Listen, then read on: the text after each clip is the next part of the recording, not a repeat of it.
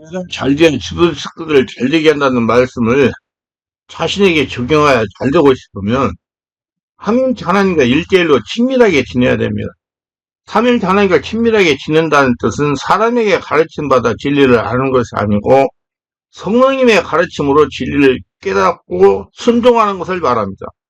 이제 영이신 성령님을 통해서 진리를 깨달은 사람이 되어야 내가 잘되고 주변 식구들을 잘되게 할 수 있는 성도가 되는 것입니다.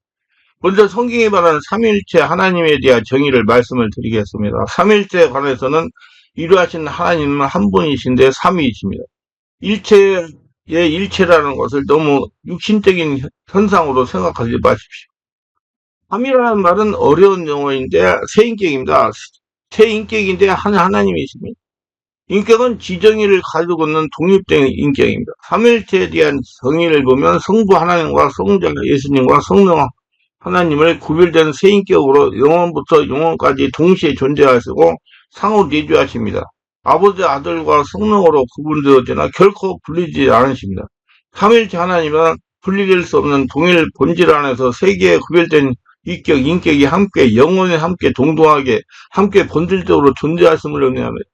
동일 본질이라는 말을 언어로 호모우시온이라고 되어 있습니다. 호모라는 말은 본질적으로, 우시아라는 말은 본질로 합성가 될 때 우시온이 되어 호모우시온이라는 동일 본질이라는 말입니다. 이 동일 본질 속에서 함께 영원히 함께 동등하게 함께 본질적으로 계시면서 서로 구분되고 서로 구별되시지만 분리되지 않습니다. 이 내용에 대해서 성경으로 증명이 하겠으며 창세기 1장이면 1절부터 하나님이 복합적으로 나와 있습니다. 성부 하나님만 나오는 것이 아니라 복합적으로 나와 있고 요한계시록 22장 마지막 부분에도 성부와 성자와 성령이 하나님께서 축복하시는 것으로 나와 있습니다. 창세기 1장에 보면 최초의 하나님은 복수형입니다. 창세기 1장 26절에 보면 복수형의 하나님을 좀 더 자세히 설명합니다.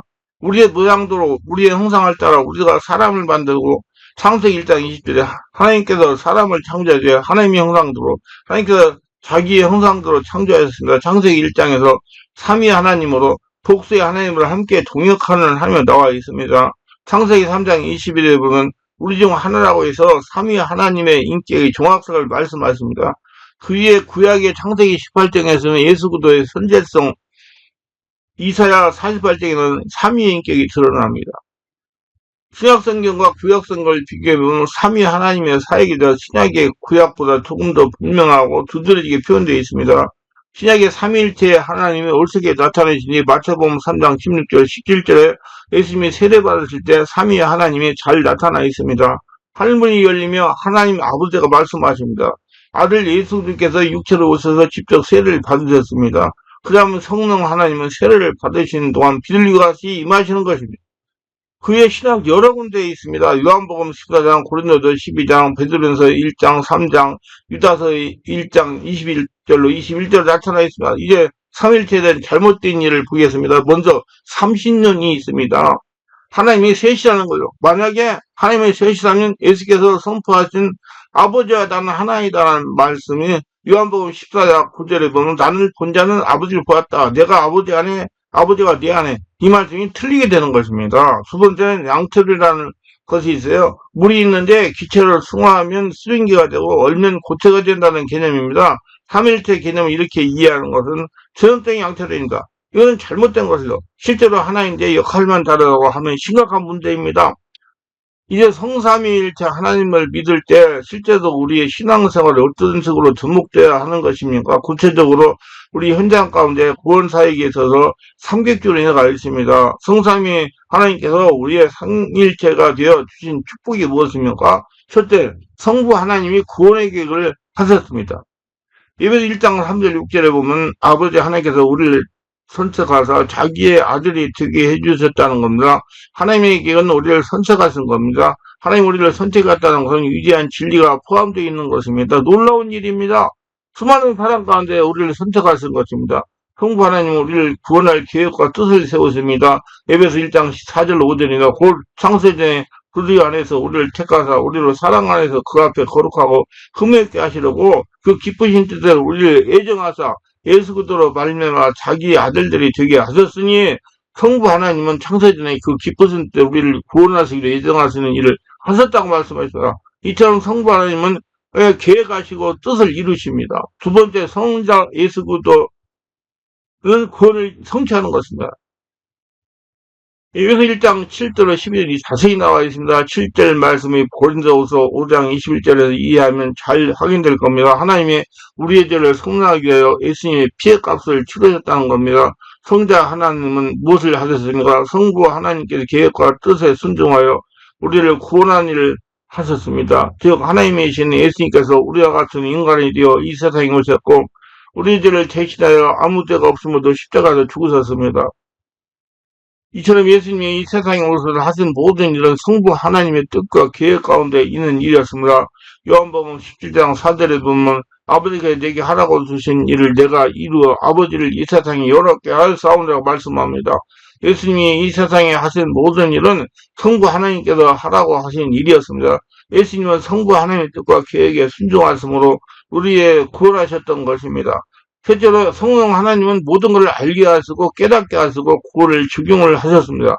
성부 하나님의 선택과 성자 예수 그리스도의 피 흘리심이 성령님의 사역을 통해서 우리 속에 적용되고 확인되어야 된다는 뜻입니다. 깨닫게 한다는 뜻입니다. 성령 하나님의 역할이 무엇입니까? 요한복음 10장 13절에 보면 성령이 주시는 확신은 믿음의 소유자가 되었다는 것을 앞으로 우리가 천국 가면 주님과 영원한 새 몸을 입는 것입니다. 주님과 영원히 사는 겁니다. 여러 가지 하나님의 특별한 보존과 기업을 허락해 주시는 것입니다. 성령 하나님께서는 우리의 구원을 위해 무엇을 하셨습니까? 예수께서 십자가에서 우리를 대신 죽으시고 부활하심으로 우리를 구원하셨다면 그 구원이 오늘 나에게 주어지도록 역사하는 분은 성령님이십니다. 요한복음 3장 5절에 보면 예수께서 대답하시되 진실로 내게 이르노니 하나님의 물과 성령으로 나지 아니하면 하늘나라에 들어갈 수 없느니라 말씀합니다. 성령으로 거듭나지 않은 자는 구원을 받을 수가 없다는 겁니다. 거듭난다는 성령을 세례받고 다시 태어나서 예수 인생을 사는 걸 말합니다. 성령 세례를 받으셔야 돼요. 그런데 예수님께서 우리를 위하여 십자가에 죽으셔서나 성령을 통해서 그 사실을 믿지 못하는 구원받지 못한다는 것입니다. 그 성령을 통해서 믿어야 돼요. 성령님이 사실로 믿게 하신다는 것입니다. 성령님이 예수님의 인격으로 변화되게 하십니다. 그럼 우리가 구원을 받기 위해서 반드시 성령 역사가 필요한데 성령님은 예수님의 십자가 죽음과 부활이 바로 나를 위한 사건임을 깨닫도록 역사해 주십니다. 그래서 고린도서 12장 3절에 보면 이렇게 말씀합니다. 그러므로 내가 너희에게 알리노니 하나님의 영으로 말하는 자는 누구든지 예수를 저주할 자라 하지 아니하고 또 성령으로 아니하고는 누구든지 예수를 주시라 할 수 없느니라. 성령으로 아니하고는 누구든지 예수를 주시라 할 수 없다고 말씀합니다. 즉 성령께서 우리가 하고 예수를 믿고 영접하도록 역사해 주신다는 거예요. 이처럼 성령은 예수님께서 십자가에서 이루시는 구원을 우리 것이 되도록 만들어 주시고 진리를 깨닫도록 해 주십니다. 이건 성경은 하나님께서 성령님으로 이렇게 도장을 찍었다고 표현합니다. 여기서 1장 씁니다. 그 안에서 너희도 진리의 말씀과 너희의 구원의 복음을 듣고 그 안에서 또한 믿어 약속의 성령으로 인치심을 받았으니 성령 인치심, 즉 도장을 찍었다는 것입니다. 이런 이유로 구원받은 우리 안에 성령님이 계시는 것입니다. 주인으로. 바로 구원받았음을 확증하는 도장의 역할을 하십니다. 성령님의 구원의 확신을 가지고 예수님의 형상으로 변화되게 하십니다. 성령님 믿는 자들 통해서 예수님의 능력을 나타냈습니다. 목사님들 안수하여 병을 고치고 성령으로 충만하게 하는 것은 목사님이 주인이신 성령님이에요. 목사님을 통해서 역사하시는 겁니다. 그래서 목사님의 능력이 있는 것은 아니고 목사님의 주인이신 성령 하나님께서 능력이 있으신 것입니다. 반겨야 돼요. 저는 항상 하나님께서 하셨다. 나는 예수 믿고 죽었기 때문에 예수 인생 살기 때문에 그렇게 항상 하나님께 영광을 돌립니다. 그렇기 때문에 삼위일체 하나님을 믿지 못하면 구원도 권능도 능력도 받을 수가 없는 것입니다. 예수님 믿음으로 주인은 옛사람이 죽고 다시 예수님에 태어나 성령으로 예수님을 나타내기 때문이다. 자신 안에 주신 주인이신 예수님이 성령님 구원을 이루게 하시고 능력으로 나타나기 때문입니다. 목사가 늙는 것은 절대 아닙니다. 목사가 능력 있는 것은 아니에요. 목사는 예수님이 돼 죽었어요. 지금 사는 것은 예수님이 사시는 것이기 때문이다. 삼위일체 하나님을 바르게 깨달아야 성령으로 말미암은 능력을 행사할 수가 있습니다. 이렇게 우리의 구원을 위해 삼위 하나님께서 함께 역사해 주셨으며 성부 하나님은 우리를 구원을 위해 뜻과 계획을 세우시고 성자 하나님은 그 계획과 뜻에 따라 실제로 구원의 일을 하시고 성령 하나님은 성자 하나님이 이루어진 구원을 우리 모두에게 직접 알게 하시고 적용하여 주셨습니다. 이처럼 우리의 구원은 삼위일체 하나님의 역사로 말미암은 것입니다. 네 번째, 삼위일체 하나님은 형체가 각각 다릅니다. 하나님은 영이십니다. 예수님은 육신을 입고 사인 모양으로 나타났습니다. 사람으로 33년간 사시다가 세상의 죄를 위하여 십자가에 죽으시고 부활하셔서 40일 동안 거기다가 승천하셨습니다. 예수님께서 보내준 성령은 영입니다. 하나님은 영이시라 한 번도 사람에게 나타난 일이 없습니다. 그래서 이스라엘 사람들은 모세를 하나님으로 생각했던 것입니다. 보이지 않지만 살아 역사하시는 분입니다. 예수님은 성령으로 잉태되어 사람의 몸을 입고 태어나신 분입니다. 예수님은 사람의 아들로 세상에 오신 하나님의 아들이십니다. 만물을 창조하신 전능하신 하나님입니다. 영존하시는 하나님의 사람이 되어 아기로 태어나신 것은 예수님은 하나님이시며 동일한 사람입니다. 이사야 9장 6절 말씀은 예수께서 이 세상에 태어나기 약 700년 전 이사야 선지자를 통해 예수 그리스도 탄생을 예언했습니다. 만물을 창조하신 하나님이 육신이 되어 천녀 마리아를 통해서 탄생하신 것도 기묘한 일입니다. 유대 땅 베들레헴에서 탄생하신 아기 예수는 동물들의 밥을 먹는 밥통인 부위에 누우셨습니다. 사역을 시작하시면서 자기의 백성들을 사랑하시지만 유대 지도자들에게 정죄와 버림을 당하시고 로마의 총독인 빌라도에게 사형 선고를 받은 사형수가 되셨습니다. 사형 선고를 받은 예수님은 잔인한 사형 집행 도구인 십자가에 손과 발이 못 박혀서 비참하게 죽임을 당했습니다. 그런데 그 저주의 십자가로 피 흘려 죽임당하신 희생을 통하여 만민의 죄를 성량하신 것입니다. 믿는 사람은 다 구원을 받게 만드신 겁니다. 또한 죽은 자까지 부활하심으로 말미암아 사망 권세를 깨뜨리셨습니다. 그래서 십자가와 전도의 미련한 방법으로 믿는 사람들을 구원하시는 것이 하나님의 기묘한 지혜와 능력입니다. 사도 요한은 하나님께서 창조주이시며 전능하신 하나님이심을 증언하고 있습니다. 요한복음 1장 1절로 3절 태초에 말씀이 계시라 이 말씀이 하나님과 함께 계셨으니 이 말씀은 곧 하나님이시라 그가 태초에 하나님과 함께 계셨고 만물이 그로 말미암아 지음받으신 지은 것이 하나도 그가 없이 된 것이 없느니라고 말씀하셨습니다. 태초부터 계신 말씀이신 하나님의 만물을 창조하신 전능하신 하나님이십니다. 그런데 말씀이시면 전능하신 창조주 하나님이 육신이 되어 세상에 오셨습니다. 요한복음 1장 14절 말씀이 육신에 우리 가운데 거하시며 우리가 그 영광을 보니 아버지의 독생의 영광이요 은혜가 진리가 충만하다고 말씀하셨습니다. 말씀이신 하나님의 육신이 되어 우리 가운데 사셨다는 분이 예수님이십니다. 사도 요한이 예수님의 영광을 보니 아버지의 독생자의 영광이었으며 본래 하나님을 본 사람이 없어되 아버지 품속에는 독생하신 하나님이 나타내셨느니라. 요한복음 1장 18절 예수님은 보이지 않는 하나님을 눈으로 볼 수 있도록 나타내셨습니다. 전능하신 하나님이 사람으로 찾아오셔서 함께 구하셨다는 것 놀라운 은혜입니다. 예수님은 사랑을 받을 만한 자격 없는 사람들에게 은혜를 베풀어 주시고 참된 삶에 무엇인지 가르치시며 본을 보여줬습니다. 예수 그리스도는 어제나 오늘 영원토록 동일하십니다. 예수님은 오늘도 성령으로 나와 함께 하시는 전능하신 하나님이십니다. 전능하신 예수님은 우리와 함께 하시며 우리에게 힘과 권능과 능력이 되어주십니다. 바울은 교회를 박해하다가 부활하신 예수 만난 후 사람들에게 예수 그리스도를 증언하는 사역자가 되었습니다. 바울 사도는 복음을 전하 말할 수 없는 고난과 어려움을 당하면서 내게 능력 주신 자 안에 내가 모든 걸 할 수 있다고 담대하게 말했습니다. 우리가 믿는 예수님은 전능하신 하나님이십니다. 그러므로 내게 능력 주시는 예수님 곧 담대하게 살아가기를 바랍니다. 성령 하나님은 예수 믿는 사람들 통해서 자신을 나타내시는 영이십니다. 성령 하나님은 자신과 예수님을 알게 하시면 나타내시는 분입니다. 그를 이루어 역사하십니다. 예수님의 형상으로 바뀌도록 믿는 자들 역사하십니다. 예수님의 권능을 나타내시어 믿는 자를 귀신부터 자유함을 얻도록 하십니다. 예수님을 믿는 자들은 성령으로 세례받고 충만히 받아야 됩니다. 성령으로 충만하면 잠재적 상처가 성령사로 치유가 되고 이성과 육체의 역사는 귀신들이 떠나가니 자유하게 되는 것입니다. 자, 성령으로 거듭난 우리는 사람의 가르침을 떠나서 성령의 가르침을 받아야 됩니다. 쉽게 이야기하자 사울왕과 다윗을 생각하며 설명하겠습니다. 사울은 베냐민파 유력한 집안 출신이었습니다. 또한 그는 훤칠한 키와 준수한 외모를 가진 소년이었습니다.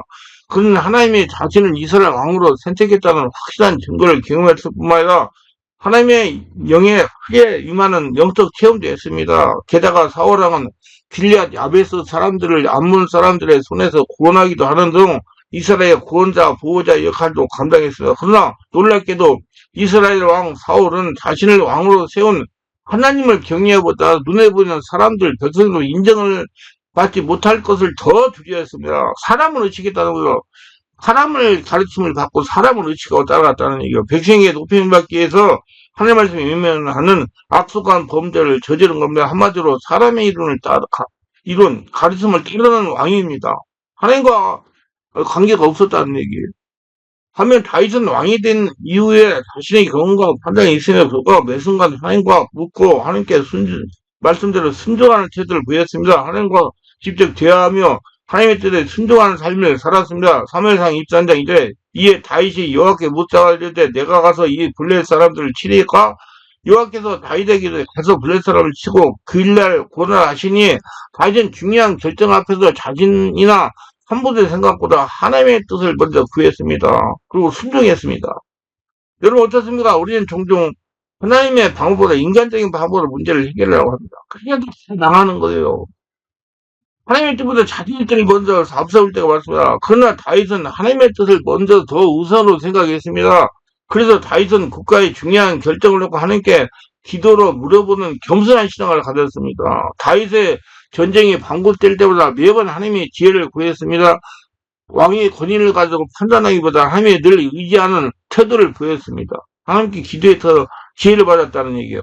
이는 시편에 나타난 기도를 통해서 알 수 있습니다. 시편 25편 4, 5절에 보면 여호와여 주의 도를 내게 보이시고 주의 길을 내게 가르쳐서 주의 진리로 나를 지도하시고 교훈하소서. 주는 내 구원의 하나님이시니 내가 주를 기다리니이다. 시편 30편 5절에도 내 길을 여호와께 맡겨라. 그를 의지하면 그가 이루시라고 했습니다. 다윗은 기도하면서 하나님의 때를 기다리는 법을 배웠습니다. 하나님 말씀 듣고 순종하는 법을 배웠습니다. 하나님의 약속이 이루어지는 과정에 대해 기다림이 필요합니다. 모든 것이 내가 원하는 대로 된다고 다 좋은 것은 아닙니다. 기도하여 하나님의 뜻을 구하여 순종하며 기다릴 수 있는 영성으로 하나님의 인도하심을 받을 수 있기를 주 예수 이름으로 축원합니다. 다시는 자기 자신을 하나님의 시각으로 바라보는 통찰과 회개 영성이 있었습니다. 그럼 자신을 보는 눈이 열렸다는 얘기예요. 다윗은 하나님 보시기에 합당한 사람이었지만은 완벽한 사람은 아니었습니다. 그래서 저도 그래요. 점점 나이가 72인데 전 그래요. 아직도 완벽하지 못하다. 80이 돼야 완벽하게 될 것 같다. 자꾸 부족한 게 자꾸 배우려고 그럽니다. 여러분 얘가 부족하다고 생각하니까 배우는 거예요. 다 되게 멀다예요. 72살 모두 아직 다 안 됐어요. 다윗은 전쟁 중에 자신의 권력을 위하여 부하의 아내였던 바세바를 취하는 죄를 지었습니다. 바세바가 임신하자 이를 덮기 위해 그의 남편 우리아를 전쟁에 치던선에 내보내 죽음으로 몰아넣은 악한 죄까지 저질렀습니다. 이때 나단 선지자가 다윗에게 그의 죄를 지적하자 다윗은 변명하지 않고 자신의 죄를 인정하며 회개했습니다. 하나님을 두려워했다는 거예요. 시편 50편 1절에서 그는 하나님이여 주의 인자를 따라 내게 은혜를 베푸시며 주의 많은 긍휼을 따라 내 죄악을 지워주소서라고 고백합니다. 다윗이 위대했던 점은 이처럼 자신의 죄를 지적받았을 때 그걸 인정하고 회개했던 것입니다. 여러분 다윗과 사울의 차이가 무엇입니까? 다윗은 나단 선지자가 죄를 지적했을 때 그는 즉시 자신의 죄를 인정하며 회개했습니다. 하나님 말씀에 순종했어요. 그러나 사울 왕은 자신의 실패를 인정하지 않고 변명했습니다. 인간적인 사람이었다는 얘기예요. 하나님 가르침을 따르려고 사람이 인간 방법을 동원했다는 거예요. 사울은 하나님께서 아멜렉을 진멸하는 명령을 주셨을 때 이를 온전히 순종하지도 않았습니다. 하나님은 아멜렉과 악을 모든 가축까지 남기지 말고 진멸하라고 명령했어요. 그렇지만 사울은 좋은 가축들을 살려두고 악을 사로잡았습니다. 왜? 백성들에게 자랑하려고. 사무엘 이에 대해 질책을 하자 사울은 책임을 인정하기보다 변명하며 백성들에게 탓을 돌렸습니다.